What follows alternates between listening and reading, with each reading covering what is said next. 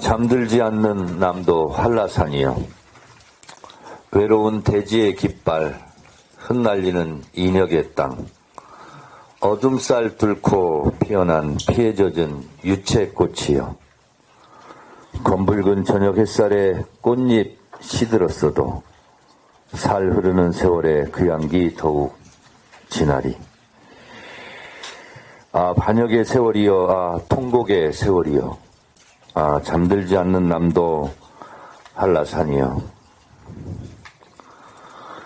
한라산 어느 골짜기에서 애월에서 표선에서 이름 없이 국가폭력에 의해 희생당한 4.3 영령들의 명복을 빕니다.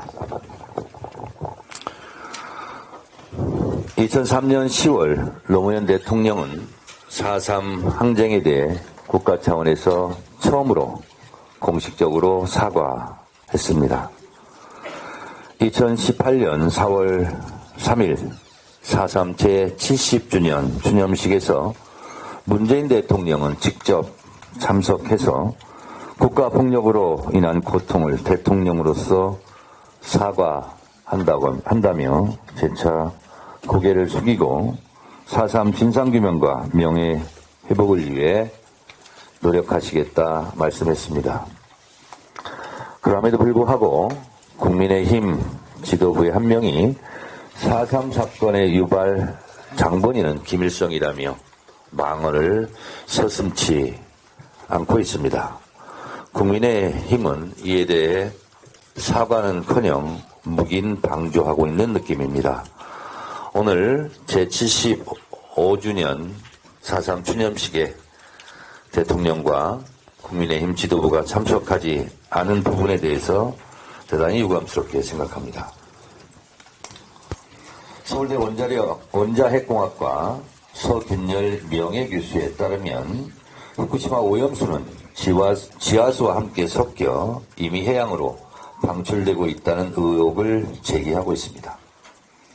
서 교수는 후쿠시마 원전에서 나온 방사능 총량이 히로시마 원자폭탄 173개 분량에 해당하고 137만 톤을 30년에 나눠 버린다고 할 때 하루에 2만 5천 톤씩 30년 약 2억 7천만 톤의 오염수가 방출되는 것이라고 주장하고 거기에 원자료를 씻어낸 오염수 5억 톤가량이 추가로 버려질 것이라고 경고하고 있습니다.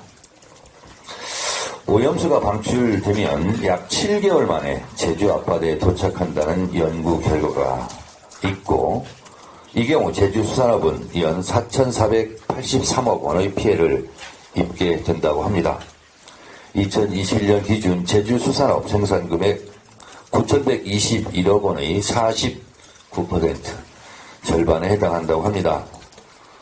제주의 문화유산 그리고 해녀의 물질이 더 이상 가능하지 않게 될 수 있습니다.